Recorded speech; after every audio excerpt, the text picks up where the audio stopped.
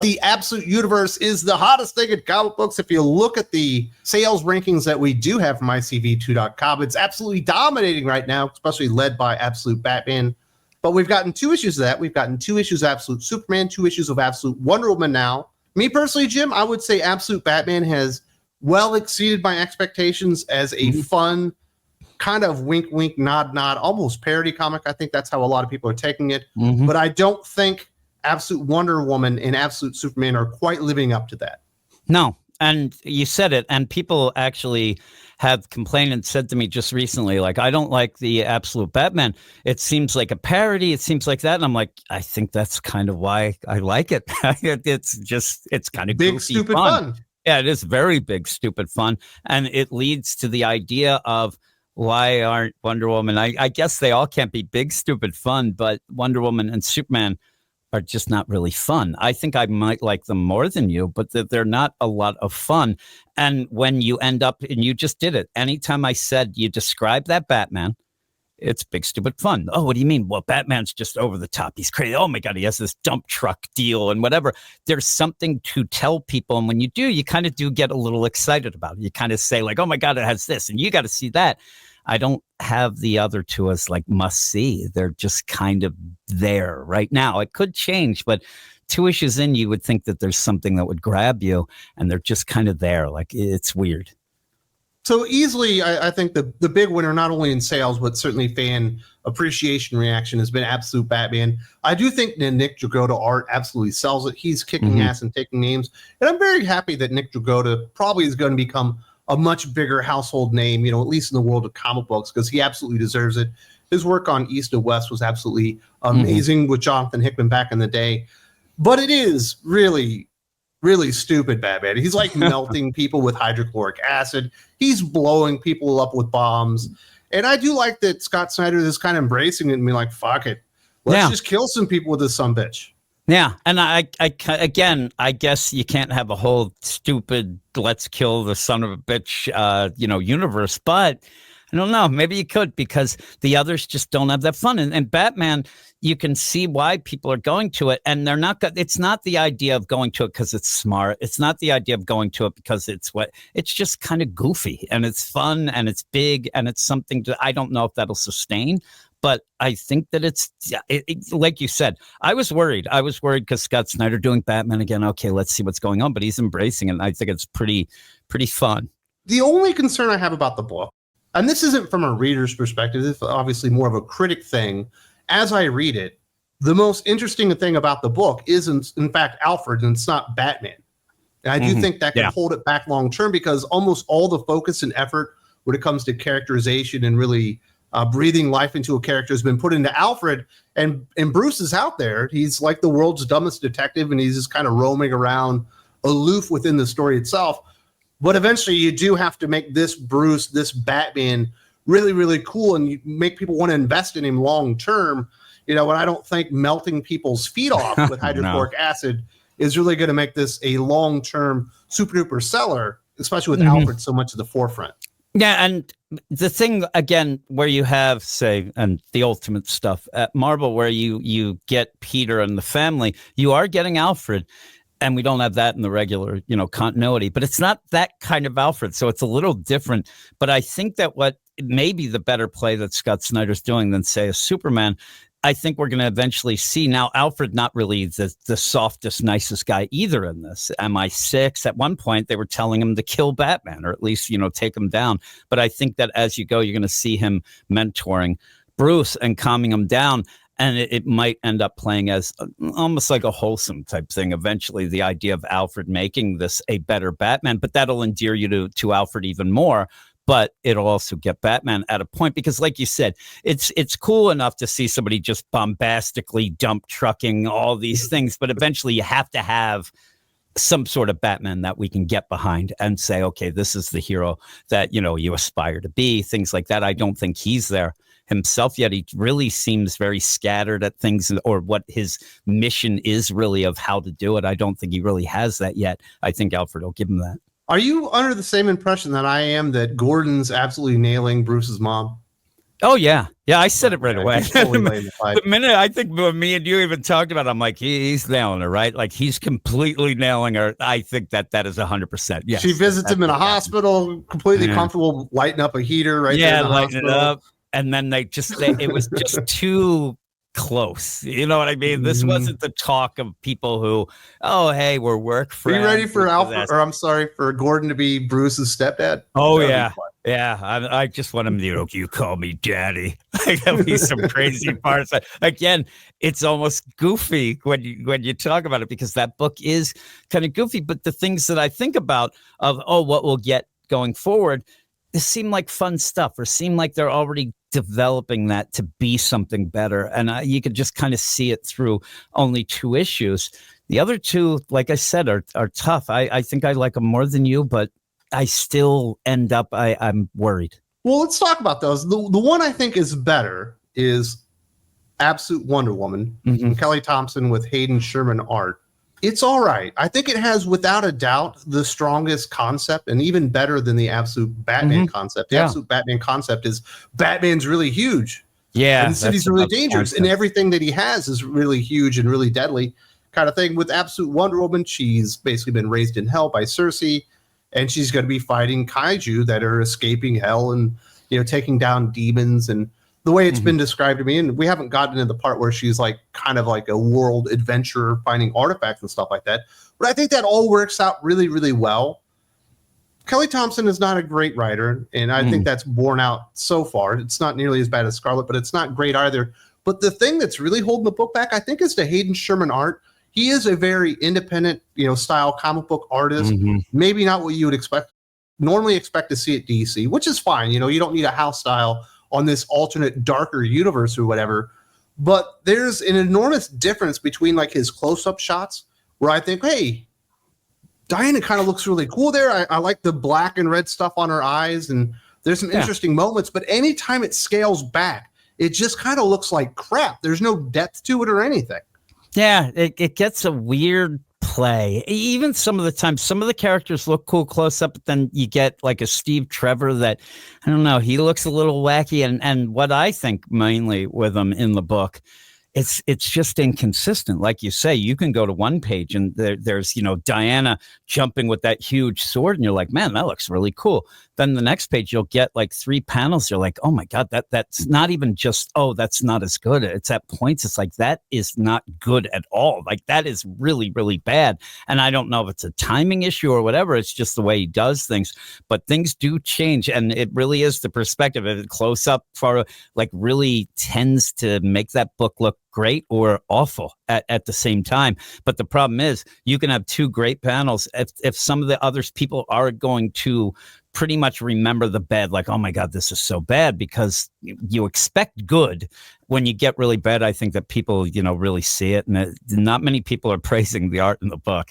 And I think the first issue might have looked better. The second one had a couple things, but it doesn't look great. And we're getting lots of flashbacks to Cersei and hell. And this week we got the introduction to Steve Trevor. I was pretty disappointed that Kelly Thompson really did nothing new. Nope, that's the problem. Yeah. He just kind of washes up on the shores of hell and she rescues him. The weird thing about it, the way that it's played out too, he washes up on shore, but this is the shores of hell, kind of, and that's not played. At one point, he says in the issue, you mean I'm dead? And they say, kind of, not really. And then they move on. So that the thing that I thought about, and you said it, the concept for Wonder Woman, I think is the coolest, because it's so different. She's raised by Cersei in hell, but you also see that when people freaked out about it, you also see that her goodness and kindness actually even affects hell. So it works out. But that's where that ends. Everything else with Steve Trevor, everything is just so whatever, we'll just throw it in.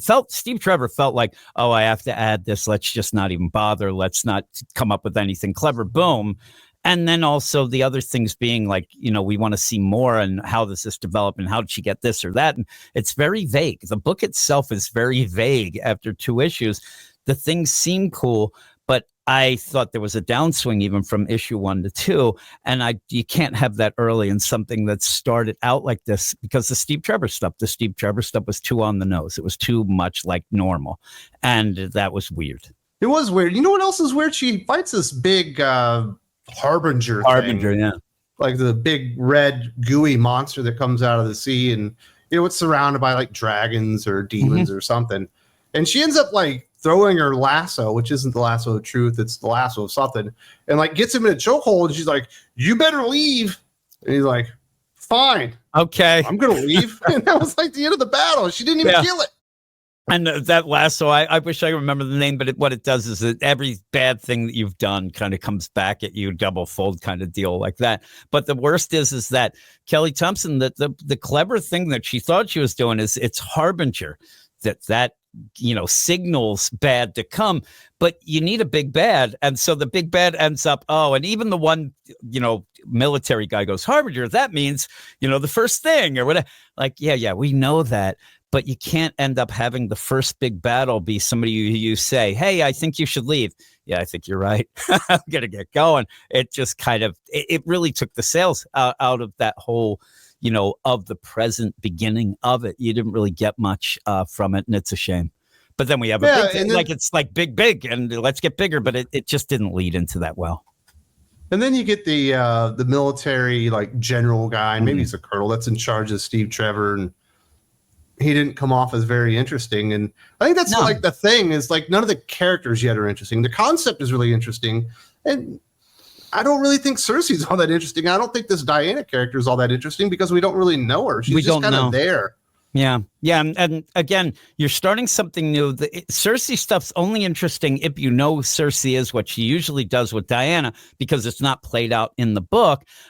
Because I could say, Cersei, like, she's now a mother and she loves Diana. But even that is almost said, not shown as much. You do see a little of the softer deal. But I want to know, like, what Diana was taught by her, how they go. And I almost feel like Cersei should still be just like full out evil, and she's manipulating Diana, trying to do these things to get it. But how we said about Alfred being different and being the star of the show and the Batman, Cersei should be easily to be interesting. And like you said, most of the characters just seem like they're going through the motions right now as Kelly Thompson is setting up things, but she's not even setting them up in a way that I can say. And I said that Wonder Woman and Superman, I think the biggest problem is to try to think of what you would say to convince people to read it. Like, oh man, this, and you would say, it's Wonder Woman from hell. This, I think that turns half the people off anyway, but there's nothing to grab onto to say you have to read this yet.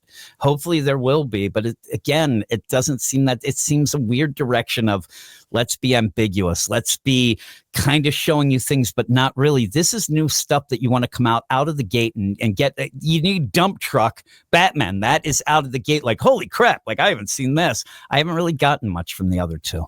So speaking of the other one, Superman, I do think is the weakest book. And I'm a huge Superman fan. I am biased against, kind of edgy, even, bordering on evil type of Superman. This is not Clark Kent. This is Kal-El. He never landed in Smallville. He wasn't raised by the Kents. The Lazarus Corporation bought up the Kent farm, which we saw that in like one panel, whatever. Yeah. Certainly the art in this book is far better than the art in Absolute Wonder Woman. Getting up there close to the Absolute Batman art. I think Rafa Sandoval is doing a really, really good job just as far as the art, because some of the concepts in here, not only with what the character represents, but the things that are happening are quite frankly stupid.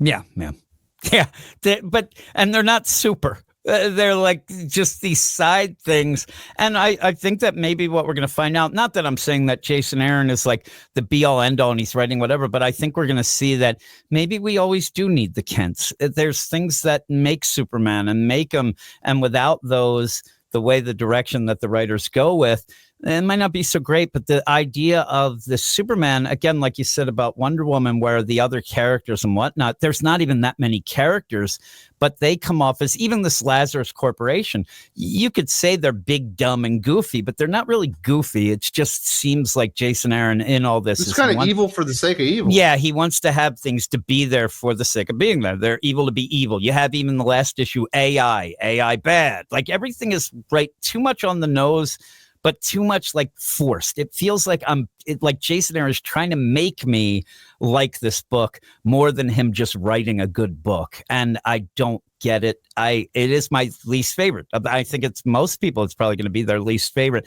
only because it's too similar, but not similar enough. It's like stuck in this weird gray area of him picking the worst parts of the setup to actually center on is how I kind of go with it. It just doesn't make me angry, but it doesn't make me really care about the Superman or the world.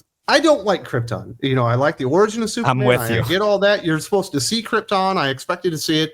But it's clear that we're going to be getting flashbacks to Krypton for at least another 4 more issues. Mm-hmm. I find them completely snooze fest. They're not exhilarating or interesting to me.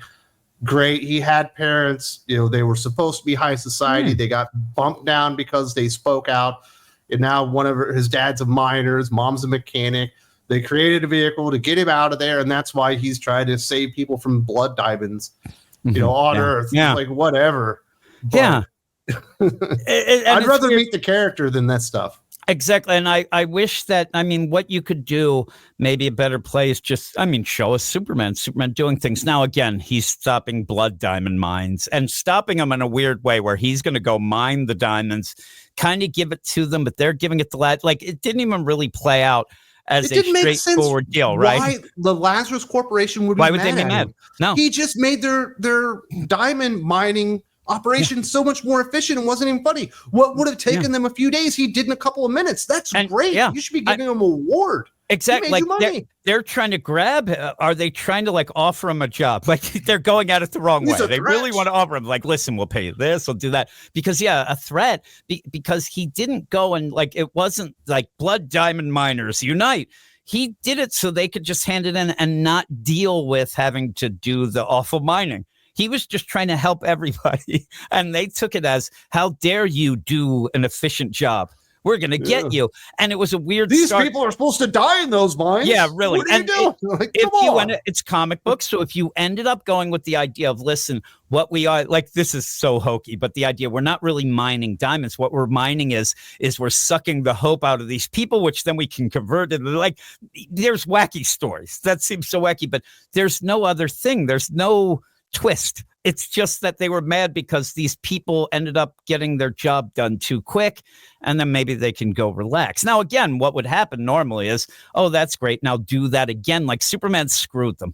It happens a lot where people will tell you the job where it's a union job and they show up and they're so gung-ho that they're going to do I'm going to make 1,500 widgets. And there's somebody, whoa, if you do that, they're going to expect all of us to do it. I think the miners would be mad. They'd be saying listen, you can't do this in 2 seconds. Now they think we're going to do that all the time. And maybe that's the lesson that Superman learns, that being good sometimes screws people and himself, but you don't even get that. It's just, you were left with this weird thing of why are they upset? They're so upset that he did a good job. It's very odd. And then we get Lois. And again, it's Jason Aaron doesn't seem to want to go too far, but he wants to get surface level of, oh my God, Lois is part of the bad corporation, but then she's kind of good. And then you have oh my God, he doesn't have the Kents, but they're just going to show you that, Jor-El and Laura are great, right? And he does have soul. And even so, I want to know, and everything's, again, I said about Wonder Woman being ambiguous, you have a dust cape that really isn't explained very well either. I knew more about it because of what I had heard about it going in to them recognize, oh, that must be that, than it really playing out in the issue. And then it feels like it is a MacGuffin. It's just, it could do anything. It's a Deus Machina. I heard you talking about it. Superman never needed a Deus Ex Machina. No, and that can literally do and isn't it the weirdest thing that Jason Aaron tells you that then through Lois? Lois says, because of course Lois being a not military, but part of this corporation, but she really is a reporter at heart because she wants to really write a story and not deal with an AI. But in the thing, she says, I thought it was the suit at first, but I realized it wasn't. I'm like, no, you realized wrong. It's all the suit right now. That's all we really have. And it seems like, again, as an older Superman, Jason Aaron still wants to play coy with, oh, he doesn't really know the strength of his powers. He doesn't. But we need to know that. We need to know what his power set is, whether or not he uses it, great. But I just think really it's that cape and then everything else that Superman usually does. And that's not intriguing. You need to have something different. And when you say, oh, what's different that would make me want to read Absolute Superman? Oh, well, he helps blood diamond miners. And really that goes from the idea they're going to show you. Socially awkward. Yeah, he has a haircut. I mean, the haircut's the thing that most people go with, and that's because in 2 issues, he hasn't given you anything else. And when you go, well, Jarrell and Laura, they were the ones who raised him with it. Even then, you just kind of think to yourself, well, that's probably just going to end up the same anyway. Like, most people know the backstory, Jarrell, Krypton, all that. And that's not the interesting thing about Superman. Superman's the interesting thing about Superman. And he kind of, like I said, he almost gets like, I have a checklist of things that I have. I'm going to deal with the worst. I'm going to make this so that he's not horrible, but not really likable. Like, this Superman isn't somebody that you would get behind right away if he was real. Like, I would know I'm going to stand with that guy. Kind of seems a bit aloof, naive at a point, but almost like in a weird way. I don't get it. I don't get the idea of how you're thinking this is pushing the book. But again, some of these things are going to take more than 2 issues, obviously. But for something new, you have to, first impressions, you have to hit hard at first. And it doesn't really have that hit hard moment yet. Yeah. So I would say after the first 2 issues, absolutely all in on me some absolute Batman, big dumb fun. I can absolutely do that. The other 2 books, I do think Jason Aaron and Kelly Thompson, quite frankly, think that they're doing the next Watchmen. They're taking it far too seriously. There's absolutely not an ounce of fun in either book, really.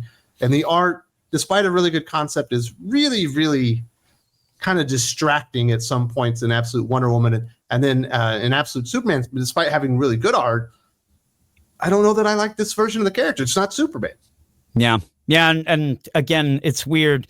The idea of saying, well, it isn't Superman, it's Absolute Superman. But it's not enough. It doesn't make me want to like him. I said it already. It just, there's not that grab hold of moment of saying, oh my God, this is what we've been missing. This doesn't feel like anything anybody's been missing. It just feels like you said, it's being too serious. It's plodding along as if this is supposed to, blow people's minds, not just be fun like the Batman. And I'm saying fun. I mean, we're seeing the guy, acid off fingers and toes, whatever. It's so over the top that it's goofy, and you kind of laugh about it because it is a lot different, but it's in a goofy sake. And I think the 2 other books need a little more sense of humor, I think. If you enjoyed this conversation, Jim and I have a weekly podcast exclusive to Patreon called the Hot or Not Podcast, where we run down every major title from Marvel, DC, and all the indie books, and a lot of stuff in between. We tell you what's good, what's bad, and what's just kind of sitting out there. And thus far, Absolute Batman and Absolute Wonder Woman are just sitting out there, while Absolute Batman is certainly good. If you would like to check out the Hot or Not Comic Rundown podcast, there's a link to the Patreon in the video description.